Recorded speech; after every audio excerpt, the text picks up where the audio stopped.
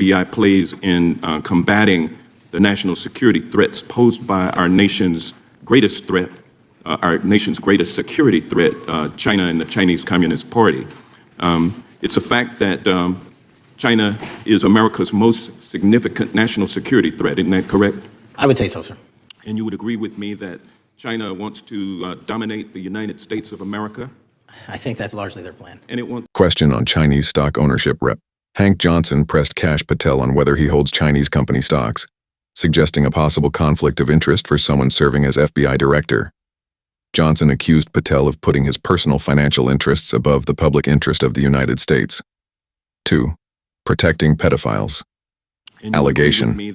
At one point, Johnson made a strong accusation, asking Patel, "Why are you protecting pedophiles?" And you would agree with me that China wants to dominate the United States of America?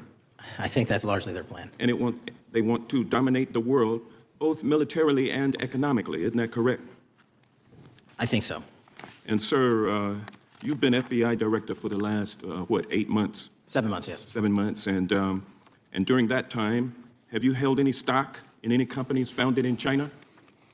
I don't believe so. Well, you do own stock in a company known as Elite Depot, don't you?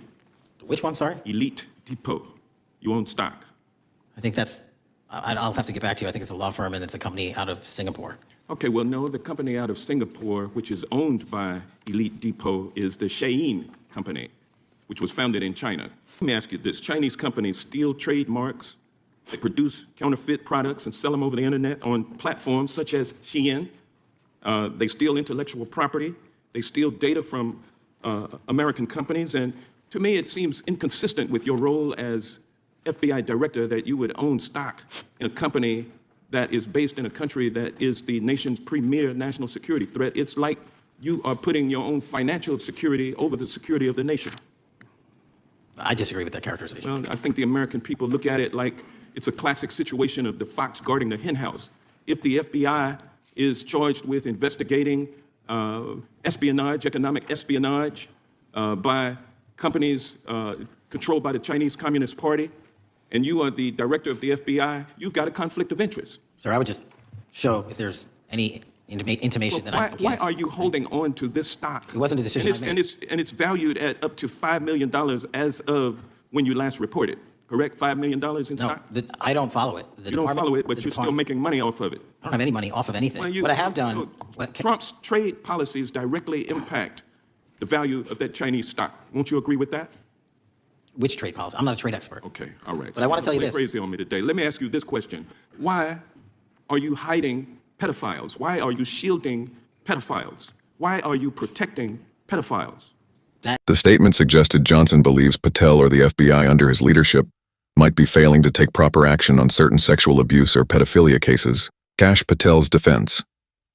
Response: Patel denied all allegations, calling them politically motivated attacks designed to undermine his credibility. He stated that the FBI terminations made under his direction were due to oath violations, misconduct, or failure to meet agency standards, not for political reasons. Patel emphasized that he acts based on credible evidence, follows due process, and upholds agency rules and regulations. He dismissed Johnson's claims as baseless and partisan. In a heated exchange during a recent congressional hearing, Representative Hank Johnson took aim at FBI Director Kash Patel, raising serious questions about potential conflicts of interest and the Bureau's internal conduct. Is maybe the most offensive thing you could say to me, given the numbers. Well, you have not released the Epstein files of pedophiles. You are aware of the Epstein client list that was published in the 18,000. The gentleman has expired. The gentleman yields back. Can I answer the question? Of course, the gentleman can answer the question. Since I took over the FBI, there has been a 33% increase. Sir, all of that started under Christopher Your Wray. time is done. No, it didn't. The witness gets to answer the question, and then we'll go to our next. FBI director, sir, and you're coming in here trying to take credit for something that a previous director instituted and largely brought to conclusion. I take no I think it's credit. pretty clear that the director has numbers are so much better than the previous director. Dr. Patel, if you want to answer the question. I take no credit. The men and women of the FBI have seen a 33% increase in the number of counterintelligence arrests out of the PRC. So all of a sudden, when you coming in 7 months ago, gentlemen, his time has expired. And on the pedophile accusation, for that. we have arrested 1,500 child predators in the last 7 months. Under investigations initiated by the prior Appreciate director. the director's good work, and we really appreciate that the time the gentleman has expired. Johnson pressed Patel over alleged stock holdings in Chinese companies, suggesting that such investments could compromise the integrity and impartiality expected from the nation's top law enforcement official. The congressman accused Patel of prioritizing personal financial gain over America's national interest, a charge that immediately sparked attention across political circles. But the exchange didn't stop there. Johnson went further, making a bold and controversial accusation asking Patel directly, "Why are you protecting pedophiles?" The question implied that under Patel's leadership, the FBI may have failed to act decisively in sensitive abuse cases, an allegation Patel swiftly and firmly rejected. Responding with composure, Patel denied all accusations, calling them politically motivated attacks aimed at undermining his credibility and the Bureau's reputation. He clarified that any FBI terminations during his tenure were based on oath violations, misconduct, or failure to meet internal standards, not political bias. Throughout his defense, Patel emphasized his commitment to due process, credible evidence, and agency rules, portraying himself as a leader focused on accountability rather than partisanship. Ultimately, this exchange highlights the deep partisan divide surrounding oversight of the FBI, where every question and every answer carries significant political weight.